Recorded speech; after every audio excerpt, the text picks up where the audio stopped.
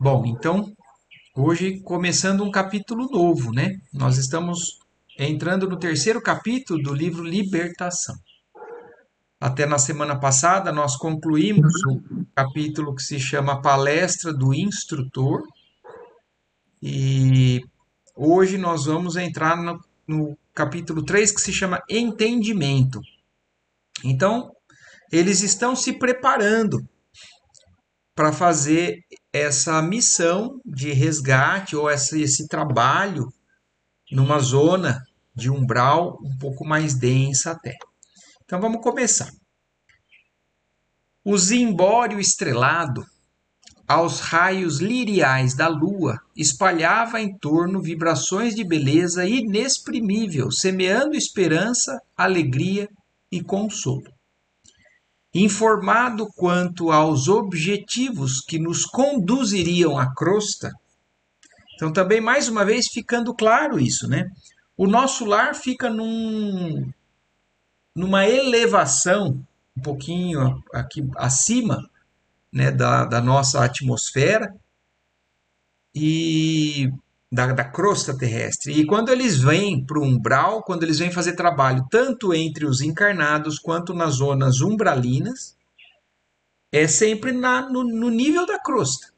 Então, informado quanto aos objetivos que nos conduziriam à crosta, com escalas por uma colônia purgatorial de vasta expressão, vali-me da hora amena para aproveitar a convivência com o instrutor, tentando arrancar-lhe observações que vinham sempre revestidas de preciosos ensinamentos. Então eles iam na crosta também fazer algum trabalho e eles iriam também passar a fazer algumas escalas nessas colônias purgatoriais de vasta expressão, que é justamente o que eles estão descrevendo desde que a gente começou o livro. Essas áreas mais organizadas, mais até construídas, né, com relação a habitações desses seres das sombras. E aí o André Luiz tenta conversar com o instrutor para aprender, sempre, cada vez mais, né? E aí ele fala: é admirável pensar, aventurei respeitosamente, que se formam verdadeiras expedições em nossa esfera para atender a simples caso de obsessão. Então, o André Luiz estava falando do movimento que acontece por parte do mundo espiritual, dos espíritos amigos, vindo até aqui, na Terra ou nas zonas imediatamente vizinhas, né? Para atender a um simples caso de obsessão. Então, como uma obsessão requer um trabalho organizado, intenso, por parte da espiritualidade. E aí, então, o instrutor responde para o André Luiz. Os homens encarnados, redarguiu o orientador com certa vaguidade no olhar, qual lhe trouxesse a alma presa a imagens fugídias do pretérito. Então, o instrutor, como se lembrando de alguma coisa do passado, né?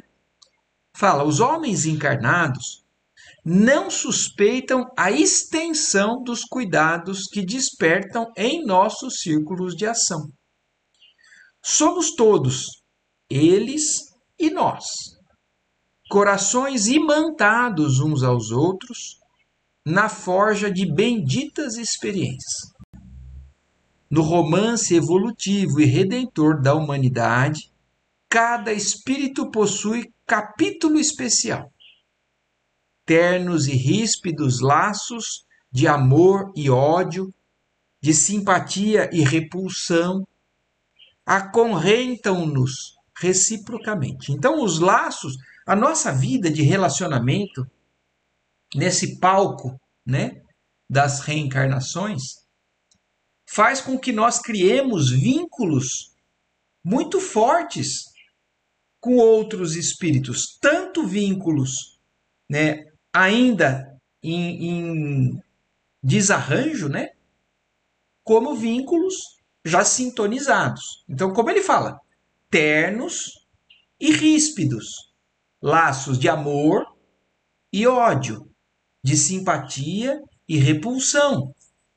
Mas olha que interessante isso que ele está falando. Então, tanto o, a desavença ou o desentendimento quanto o amor, a sintonia, acorrentam dois ou mais espíritos reciprocamente. Então, da mesma maneira que a afinidade nos aproxima eternamente de um espírito querido, um assunto mal resolvido também com um outro espírito, da mesma maneira nos acorrenta, nos mantém preso, reciprocamente. As almas corporificadas na crosta guardam-se em passageiro sono, com esquecimento temporário quanto às atividades pregressas. Banham-se no estige dos antigos, cujas águas lhes facultam, durante certo tempo, valiosa segurança para retorno a oportunidades de elevação. Todavia, enquanto se mergulham em ouvido benéfico, quer dizer, no esquecimento benéfico, então banham-se na estige dos antigos, quer dizer, nesse mar, né, uma comparação com o mar que o Evangelho faz várias vezes, quando a gente mergulha na terra, né, encarna. Então, quando a gente entra nessas águas, abençoados temporariamente pelo esquecimento, por que abençoados? Porque esses relacionamentos muitas vezes nos criam dificuldades. Então nós, às vezes, nos atrelamos a outros espíritos por orgulho, por egoísmo, por dificuldade, e criamos uma situação que, sem a bênção do esquecimento, se tornaria muito difícil resolver. Então, esses espíritos, porque ele está explicando isso, começou o assunto sobre a obsessão. Então, a obsessão, tanto no campo do amor exagerado, quanto no campo do ódio ou da vingança, que muitas vezes é o amor destemperado, né?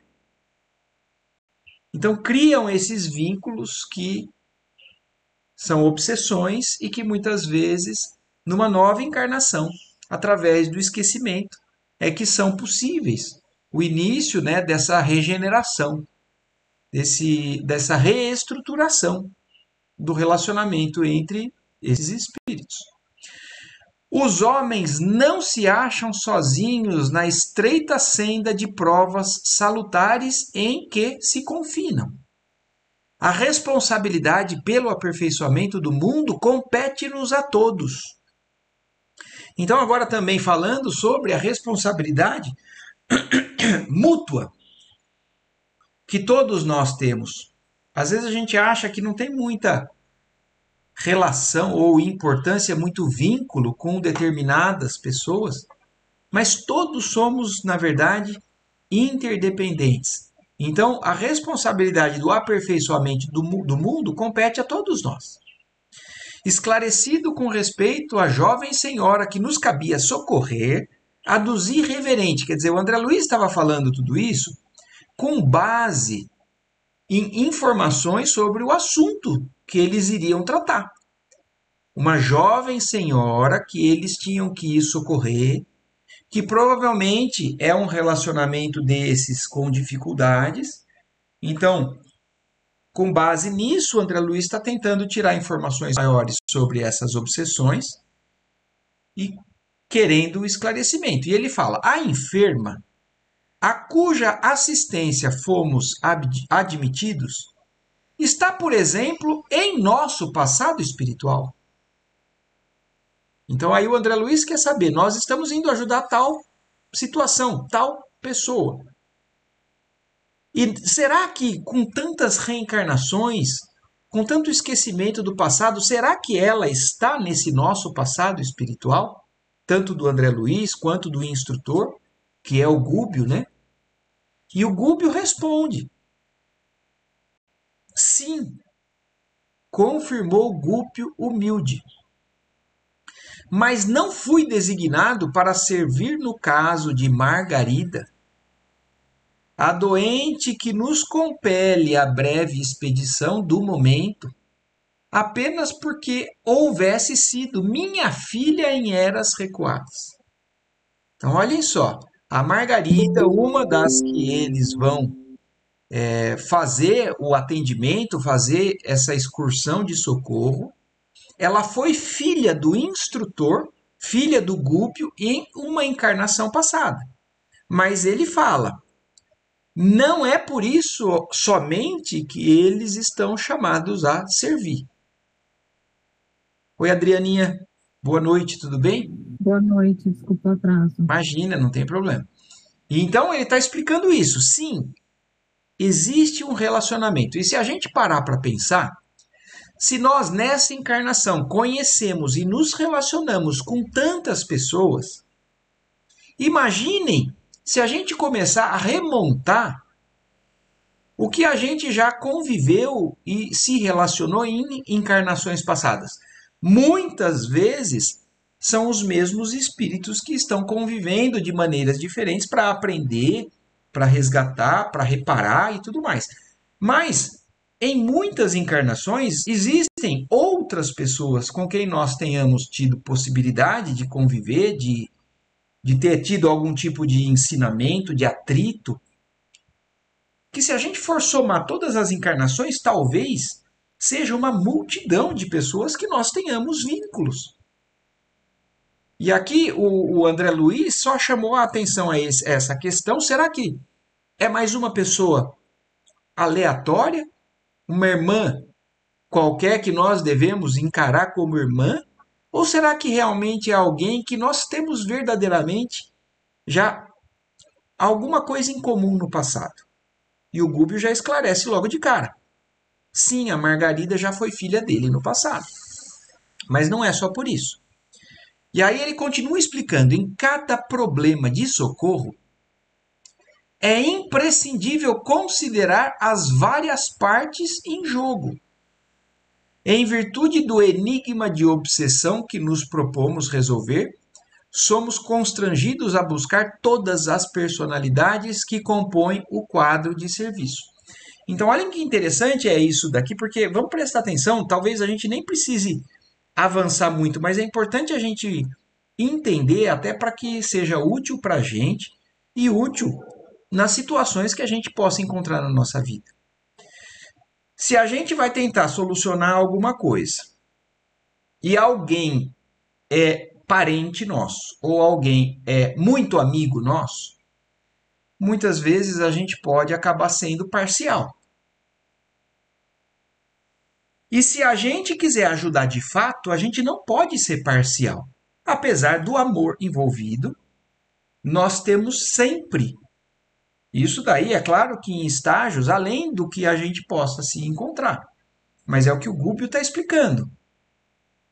O problema, em cada problema de socorro, é imprescindível considerar as várias partes em jogo.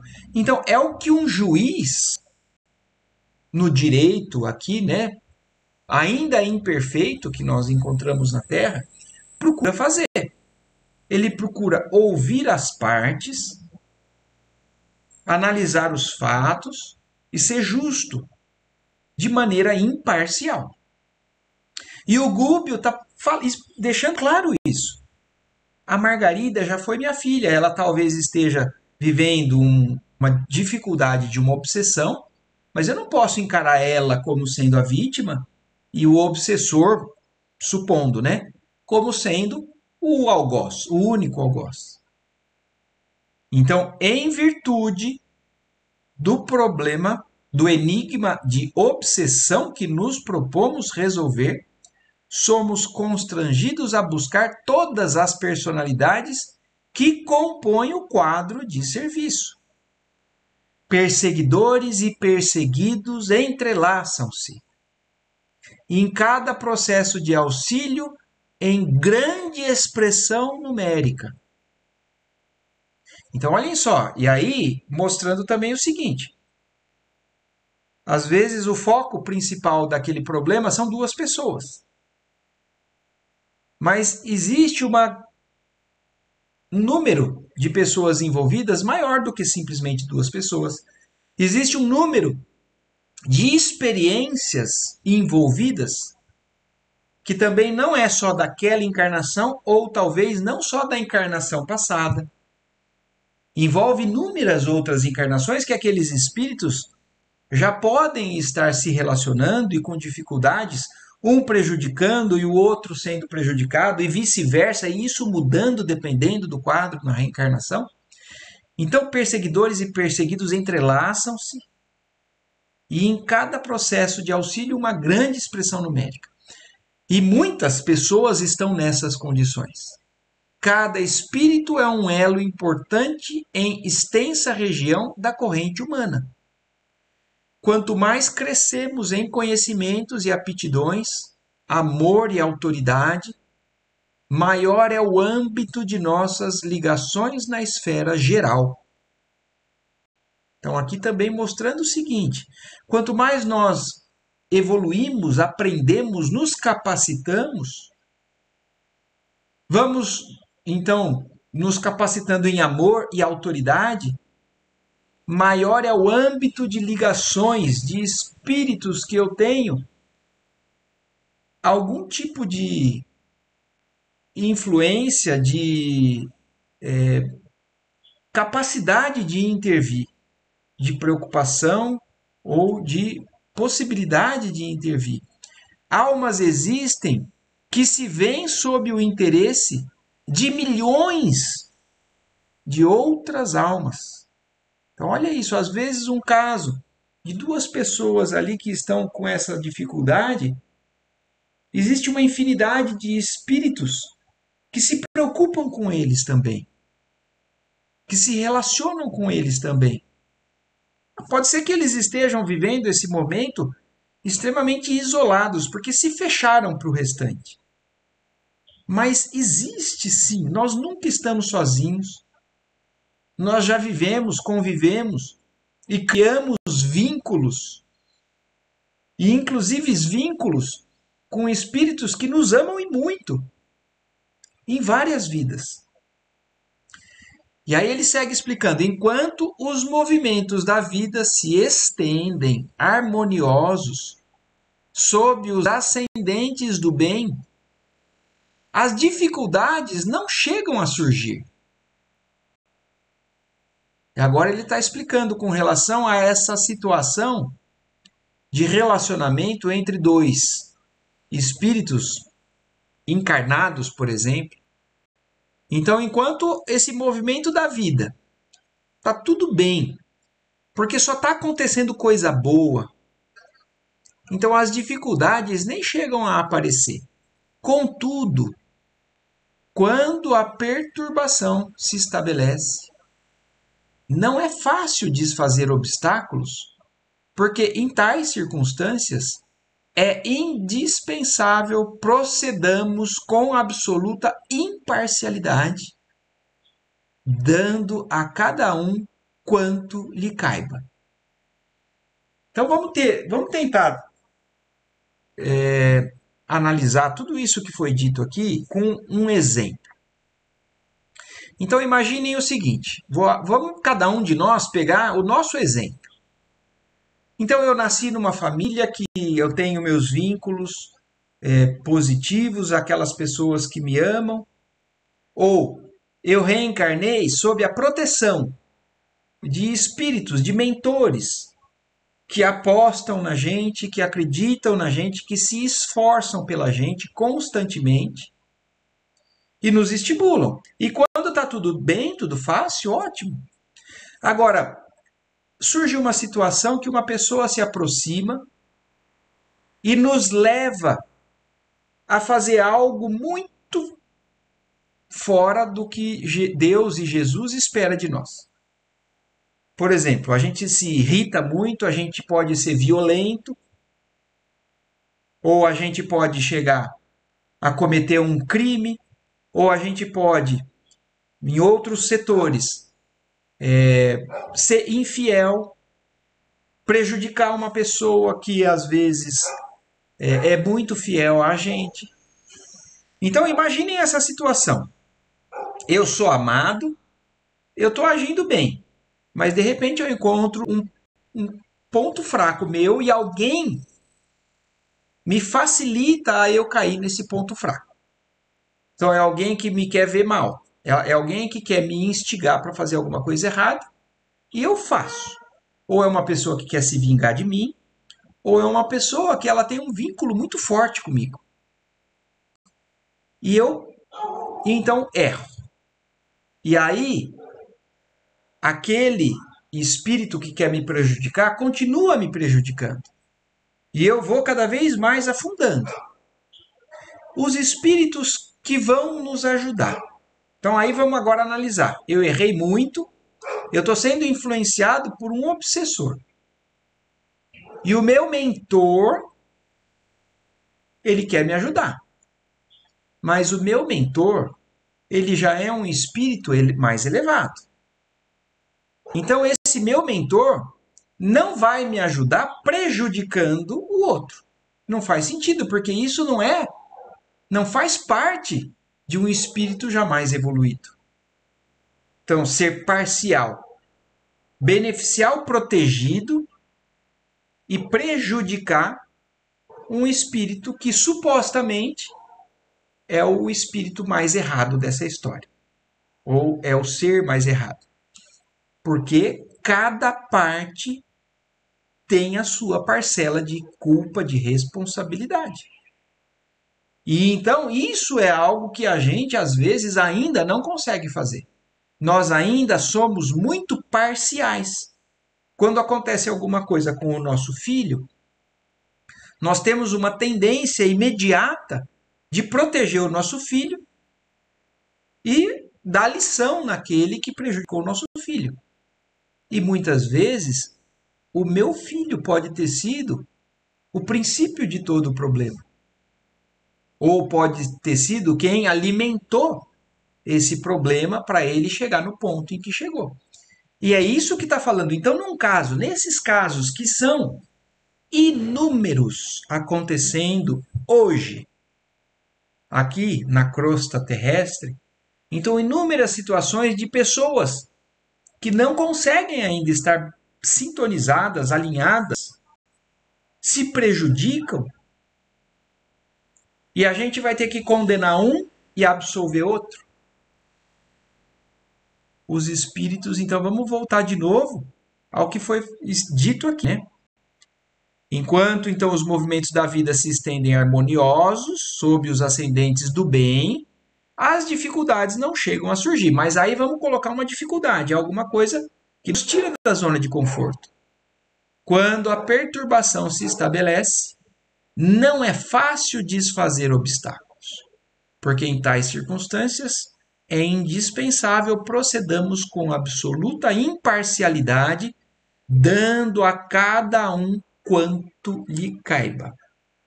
Então, os nossos espíritos protetores não vão ser injustos. Eles nos amam. É a lei de amor e justiça, de bondade, né, e justiça que Deus tem para conosco, né? O homem terrestre, mormente nos dias tormentosos, costuma ver somente o seu lado. Aqui.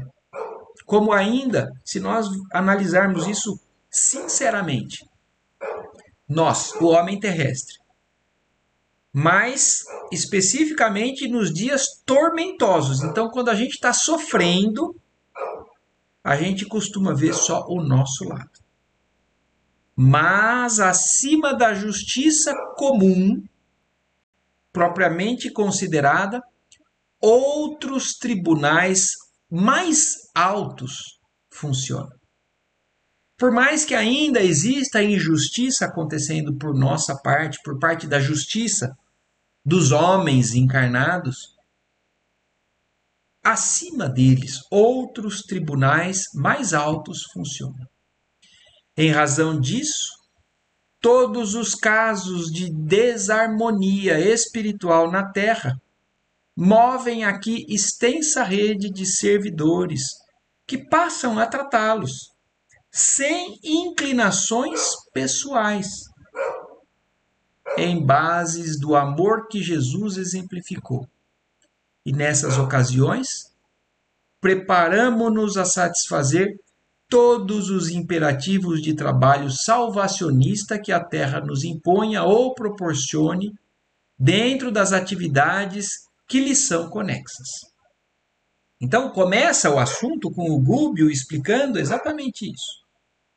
A necessidade de nós estarmos acima de uma justiça egoísta para entender verdadeiramente como é que funcionam esses cuidados, essas intervenções desses espíritos de luz para resolver esses quadros de obsessão. A essa altura da instrutiva conversação, chegamos a gracioso templo. Então, eles estavam conversando e indo, né, num local. Nesse doce recanto consagrado à materialização de entidades sublimes, a luz suave da noite calma como que se fazia mais bela. Bom, aqui vai começar já uma outra parte do assunto desse capítulo. Então, antes da gente entrar aqui, queria saber só se tudo bem até aqui com relação a essa imparcialidade, a obsessão, a esses quadros difíceis, né? Então, eu acho que, pelo menos um pouco, acho que a gente deve ter conseguido compreender. Agora, o interessante daqui para frente é isso. Eles estavam indo num local, então, num determinado prédio ali do nosso lar, consagrado à materialização de entidades sublimes. Então, vocês conseguem entender bem o que é isso? É exatamente como se fosse um centro espírita. Aqui no mundo nosso e de material, no mundo encarnado. Então, nós aqui vivemos num ambiente que está condizente com o nosso nível de materialização. E quando e como existe, a gente já sabe que existe intercâmbio com os outros planos do mundo espiritual. Então, o local adequado para que a gente fale com um espírito para orientação, para receber orientação ou para orientar, é no ambiente onde o médium e a equipe se concentra, faz oração, existe um preparo, e os espíritos, é claro que a gente sabe que isso também acontece fora de um centro espírita, mas é um local apropriado para receber espíritos e eles entrarem num corpo mais denso, entre aspas, se materializarem para poder se comunicar com a gente. E agora, olhem que interessante nesse capítulo. Existe um local aonde entidades mais sublimes do que aqueles onde eles vivem ali no nosso lar se materializam, não no ponto material que se encontram os nossos corpos, mas são de níveis mais tênues ainda de matéria e precisam se materializar para poder se comunicar com eles ali no nosso lar. A gente já, em outros capítulos, já viu exemplos de algo semelhante. Então, por exemplo, vocês se lembram naquele capítulo do livro passado, que eles também, antes de partirem para a crosta, receberam aquele espírito que se materializou somente do corpo para cima, do busto para cima, né? O Asclépios veio e falou para eles algumas passagens do Evangelho para antes deles poderem trabalhar lá aqui na Terra. Outro exemplo, vocês se lembram no livro Nosso Lar, aquele local onde tinha aquela redoma, aonde receberam o espírito do Ricardo, que já estava encarnado, começando um processo de reencarnação, e que esse espírito foi levado lá para poder ser apresentado e se comunicar com os espíritos que viviam ali no nosso lar, a família dele no caso, né? A dona Laura, o Lísias e outros ali. Então, aqui mostrando mais uma vez isso. Só que agora, esse local é consagrado a comunicações com os espíritos mais elevados, sublimes. As vibrações constantes das preces aí emitidas por vários séculos, tinham criado em torno da edificação prodigioso clima de encantamento. Então, olha isso, já existia um preparo, né, energético, vibracional ali de séculos, que gerava um bem-estar, um encantamento que o André Luiz chega a descrever para a gente. Melodia celeste, derramava-se a surdina, e as flores delicadas do átrio pareciam corresponder aos sons cristalinos, variando no brilho e na cor, quase que imperceptivelmente. Eu trazia o coração opresso, como se a felicidade das últimas horas, em que ouvira tão confortadoras e tão graves reflexões atinentes à extensão do mundo e da vida, me aproximasse à insignificância pessoal da grandeza divina, e lágrimas tranquilas inundaram-me o rosto. Então o André Luiz estava num clima, né, de tanto esclarecimento e novo, tanta coisa nova, né, de um mundo vasto que ele ainda não sabia existir, que ele estava tomando conhecimento agora. Então ele estava com essa sensação de, de um ser muito pequenininho. Então, frente à grandeza, né, da criação divina. Então, por isso, ele estava até emocionado dentro desse local.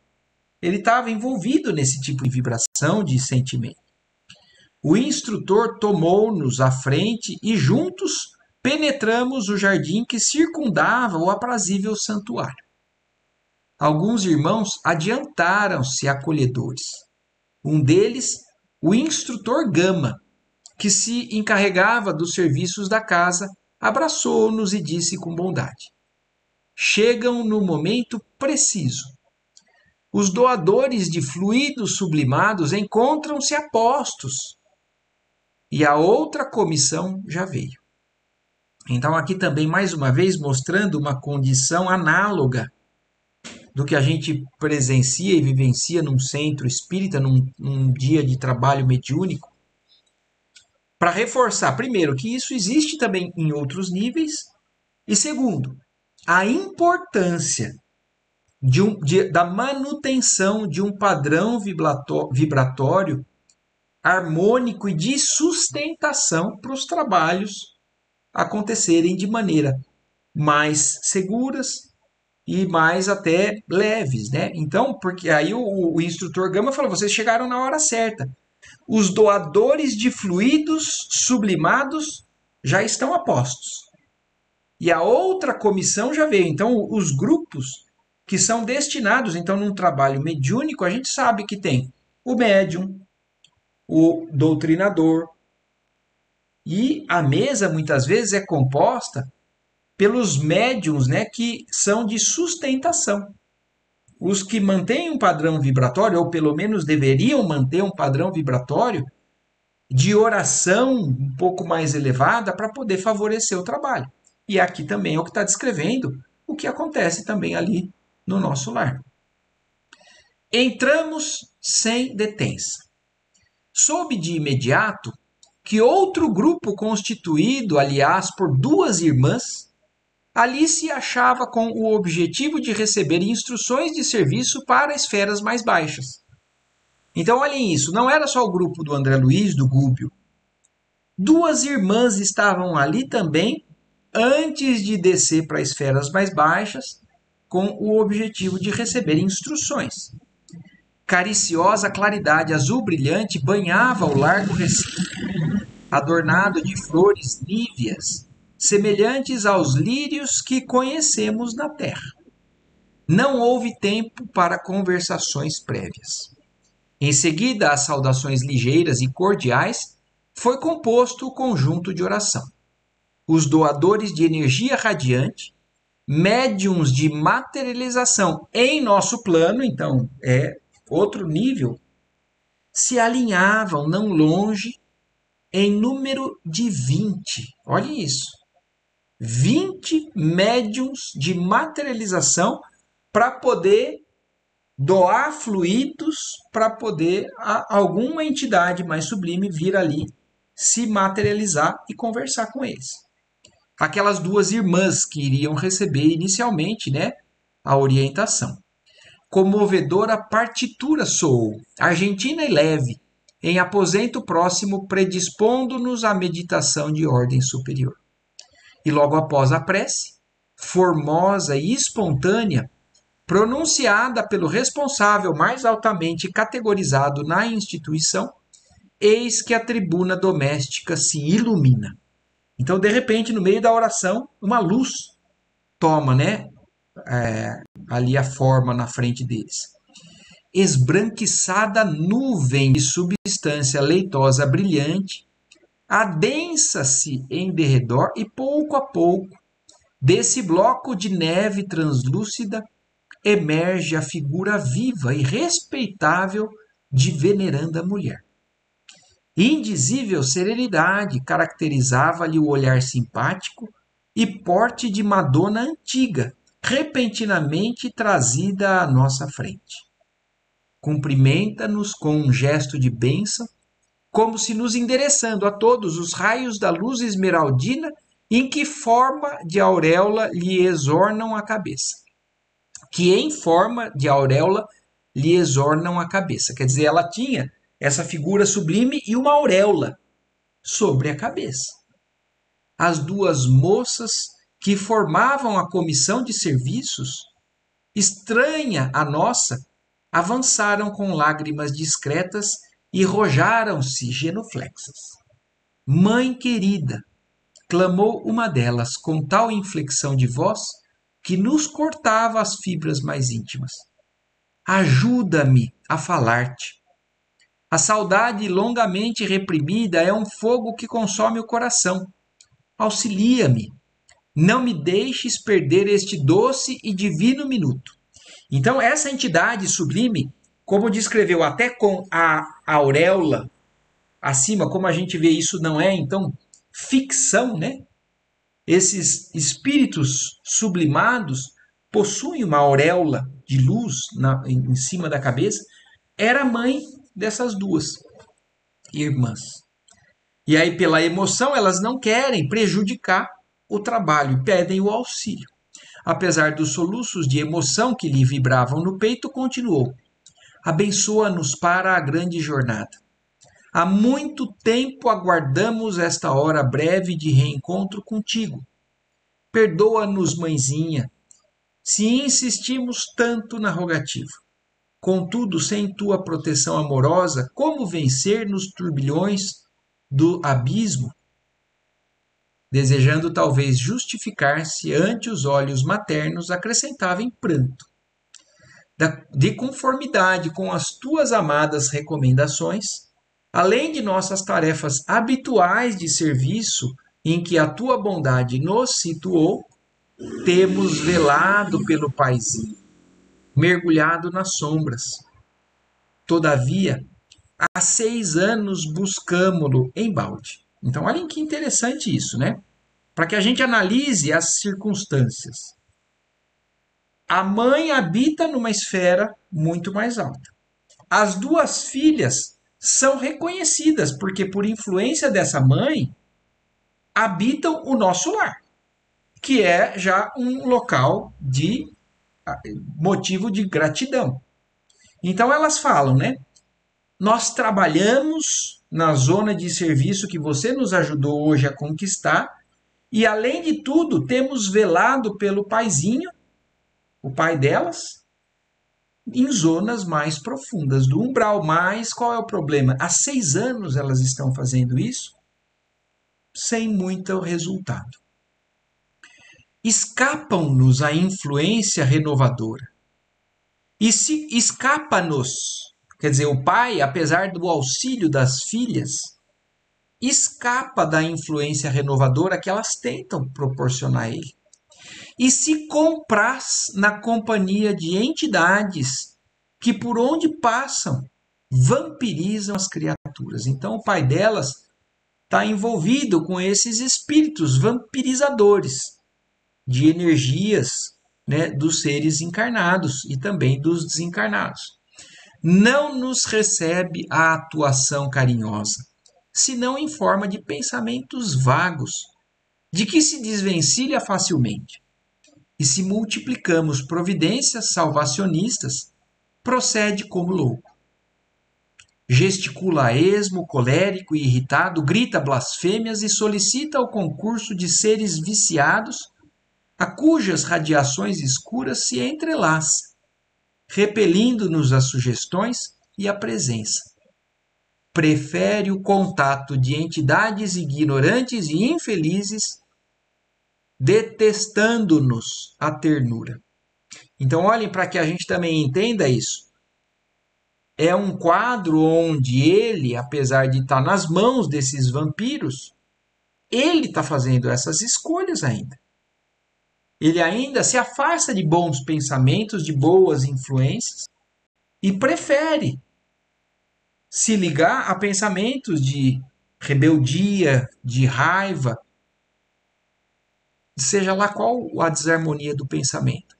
Então ele se associa a esses espíritos do mal e se afasta do auxílio das filhas. Nesse ponto, crise mais intensa de emotividade impediu-lhe continuar. A nobre senhora que descera da tribuna, erguendo as filhas e acolhendo-as nos braços, exclamou com um acento consolador na voz, sem lágrimas, não obstante a visível melancolia.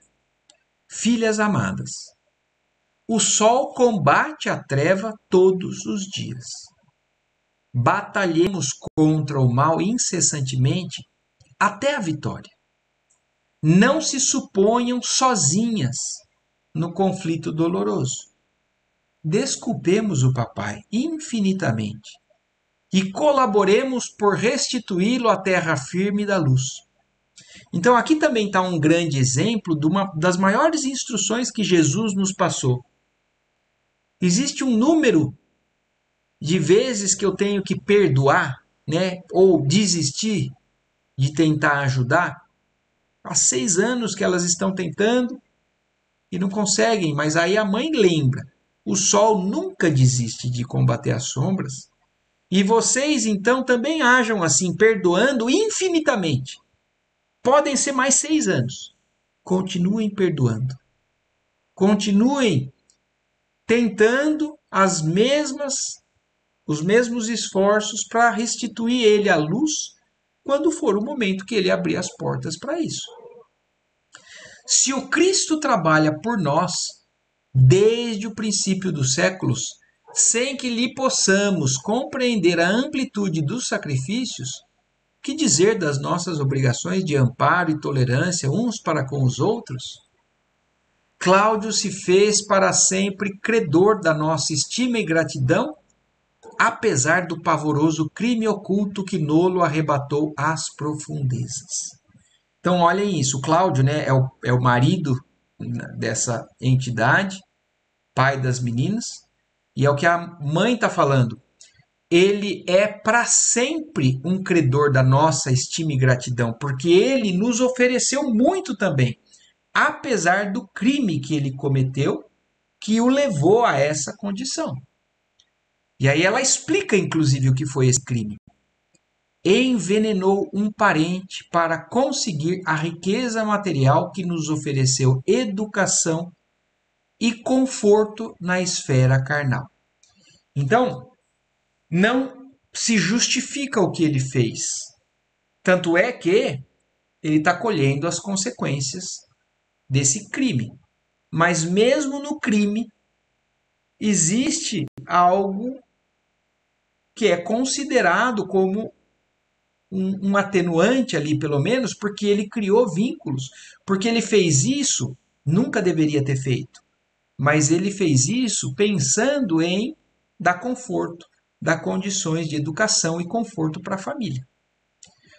Por extrema dedicação a nós três, não hesitou diante da tentação que o constrangeu a infernal compromisso. Então, aquilo que foi falado antes. Quando a situação está toda favorável e nada nos aparece para nos tentar a um desvio, porque no caso dele, A situação apareceu e ele foi tentado. Ele tinha essa tendência a querer os bens materiais, mesmo que implicasse em matar alguém, envenenando um parente que pode ser que já tivesse doente, ou que era um parente que tinha uma riqueza muito grande e não tinha para quem beneficiar, e ele se julgou no direito de então abreviar o tempo de vida daquele parente para se apossar daquilo, porque aquilo seria mais útil para a família dele. Então, como a gente está falando, a gente não está aqui justificando o ato errado dele, mas mostrando que ele errou porque uma situação favoreceu a ele fazer aquilo e ele tinha, então, tendências, então ele tem responsabilidade sobre isso, e agora ele provavelmente tem um obsessor, que é esse espírito que ele levou ao desencarne. Mas ele tem a culpa dele, o obsessor tem a culpa dele também, porque não perdoa. E aí então, dono de afeição inquieta, não soube esperar a bênção do tempo e lançou mão de inconfessável processo para localizar-nos em um oásis de superioridade mentirosa. Então, olha isso, não soube esperar a bênção do tempo. Então, talvez aquela fortuna seria deles de qualquer jeito, mas ele quis apressar. Ele quis fazer da maneira que ele achava. Então, ele poderia ter pensado assim: bom, se vai ser nosso de qualquer jeito, ele poderia estar doente, inclusive, aquele ser que ele fez isso. Eu vou somente apressar. E não imagina o quanto que isso acarreta de problema para essa alma. Para que ele nos sentisse garantidas e felizes, viveu durante 40 anos consecutivos entre o remorso e o sofrimento. Então, porque quem comete um crime, a sua consciência nunca vai deixar tranquila aquela alma. Psiquicamente sintonizado com espíritos maliciosos e vingativos das sombras, mas, na realidade, sobre as aflições dele, nos foi possível atravessar a abençoada existência de progresso e conforto numa casa ditosa e farta, sem sabermos que os nossos alicerces espirituais vivia um ato escuro de assassínio e violência. Então só ele, em vida, lidou com isso, porque ele guardou para ele, para somente trazer realmente um bem-estar para as filhas e para a esposa. A essa altura, a entidade materializada chorou comovedoramente. Abraçadas as três num quadro emocionante e mudo, a mãezinha encontrou recursos a fim de prosseguir. Tornaremos, contudo, ao campo de luta regenerador e benfazeja. Que vale para nós a paisagem celestial sem a libertação daqueles que amamos? Quer dizer, elas todas vão ter que voltar a reencarnar. Por quê? Por amor. E é exatamente o que a mãe está falando. O que adianta eu estar em boas condições lá em cima se alguém que nos é caro está preso a essas condições? Então, nós vamos voltar para poder ajudar ele. O coração amoroso, atormentado, abdicará do ingresso numa estrela para persistir ao lado de um ente querido em duelo com as serpentes de um charco. Então, olha isso. Aqui é exatamente a história do livro Renúncia. Um espírito que já pode habitar um plano muito mais elevado, mas ele abre mão disso para poder mergulhar de novo em ambiente extremamente hostil, para poder ajudar quem está preso ainda a essa lama. Poderíamos gozar, porventura, o espetáculo augusto das esferas resplandecentes, ouvindo-lhes a harmonia indefinível numa situação de destaque adquirida à custa daqueles que gemem e desfalecem nas trevas. abandonar quem nos serviu de degrau em plena ascensão divina é das mais horrendas formas de ingratidão. O Senhor não pode abençoar uma aventura colhida ao preço de angústias para aqueles que nolas deram. Estou convencida de que há mais grandeza no anjo que desce ao inferno para salvar os filhos de Deus transviados e sofredores do que no mensageiro espiritual que se dá pressa em comparecer ante o trono do Eterno para louvá-lo, com o esquecimento dos próprios benfeitores. A venerável matrona enxugou o pranto copioso e prosseguiu. Ouvidemos, pois, minhas filhas, o que hoje somos, para socorrer os que, com o propósito de nos servirem, resvalaram o despenhadeiro sinistro e tormentoso. Saudemos nossas dívidas secretas com abnegação e devotamento. Mais tarde, receberei Antônio, o sobrinho envenenado. Olhem isso, que bonito também, né? Nesse plano reencarnatório, em que a mãe, as filhas vão reencarnar junto com o Cláudio, que foi o que envenenou. E olha, o sobrinho envenenado, que se chamava Antônio, vai ser filho dela também. Vai ser provavelmente filho de Cláudio também. Então, provavelmente era um sobrinho rico, que não tinha para quem passar, e que o Cláudio, então, resolveu envenenar para poder usufruir daquilo. E agora, então, nessa nova reencarnação, ela recebe Cláudio de novo como marido, e recebe o sobrinho envenenado por Cláudio, que é o Antônio, como filho.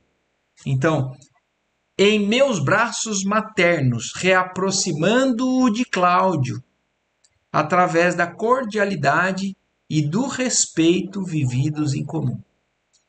Ensinar-lhe-ei com alegre ternura a pronunciar o nome de Deus e a desfazer as pesadas nuvens de revolta que lhe empanam a vida íntima, a fim de incliná-lo à compreensão e à piedade, com mais eficiência.